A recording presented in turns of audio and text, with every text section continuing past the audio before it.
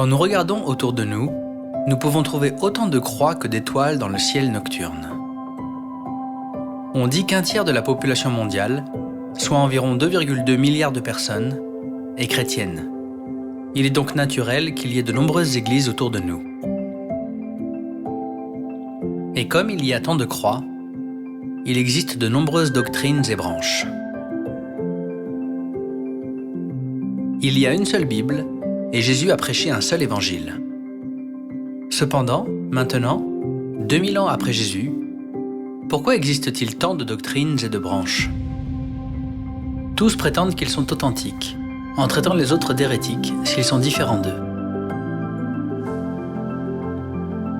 Si nous croyons en Jésus comme notre Sauveur, il est très important de distinguer l'authenticité de l'hérésie, car cela est étroitement lié à notre salut.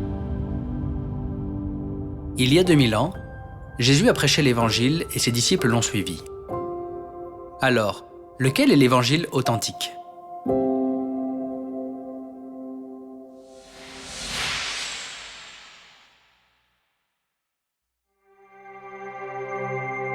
Si vous vous perdez, comment retrouver votre chemin? De nos jours, nous pouvons savoir où nous sommes grâce à un système de navigation, et il est donc presque impossible de se perdre. Cependant, autrefois, les gens devaient trouver leur chemin à l'aide d'une carte ou d'une boussole. Et s'ils n'en avaient pas, ils devaient deviner leur position en regardant les étoiles dans le ciel nocturne. Par exemple, l'étoile polaire était utilisée par un voyageur ou un navigateur comme guide pour indiquer la direction du nord. De même, quand nous avons un critère établi pour un lieu, nous pouvons trouver notre chemin.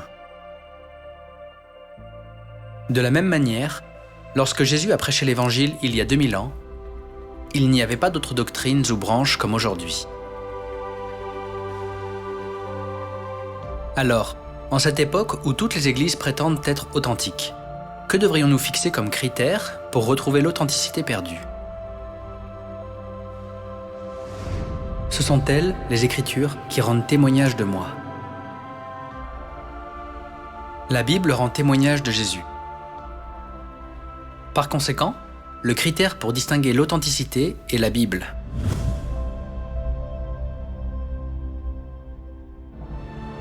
La Bible relate la vie de Jésus, qui a prêché l'Évangile pendant 3 ans et demi. Nous pouvons voir ce que Jésus a dit et ce qu'il a fait par la Bible.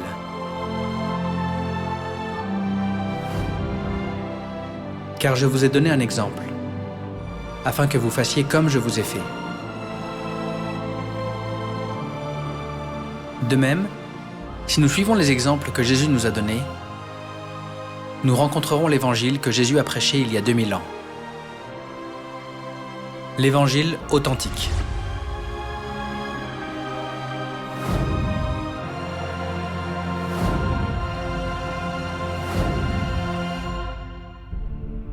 Tout ce que Jésus a fait est l'Évangile authentique. Le nier est une hérésie.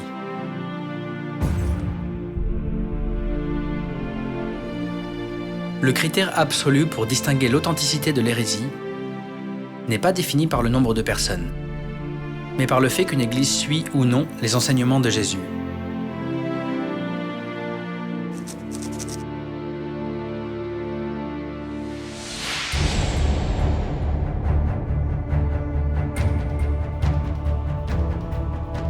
Il y a eu parmi le peuple de faux prophètes, et il y aura de même parmi vous de faux docteurs, qui introduiront sournoisement des sectes pernicieuses, et qui, reniant le maître qui les a rachetés, attireront sur eux une ruine soudaine.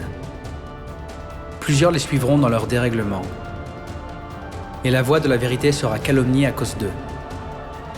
Par cupidité, ils vous exploiteront au moyen de paroles trompeuses. Eux que menace depuis longtemps la condamnation, et dont la ruine ne sommeille point.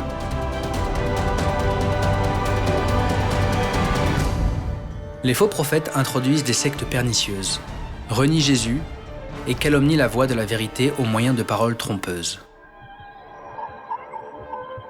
Les hérétiques qui renient Jésus et qui calomnient la voix de la vérité peuvent-ils être sauvés?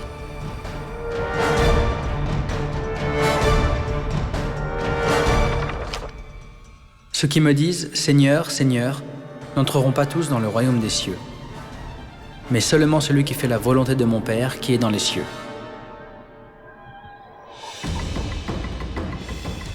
La Bible dit que ceux qui croient en Jésus ne peuvent pas tous entrer dans le royaume des cieux, mais seulement ceux qui font la volonté de Père. Par conséquent, les hérétiques ne peuvent pas entrer dans le royaume des cieux, car ils ne font pas ce que Jésus a ordonné. Tous les exemples que Jésus a donnés sont l'Évangile, et les suivre est l'authenticité.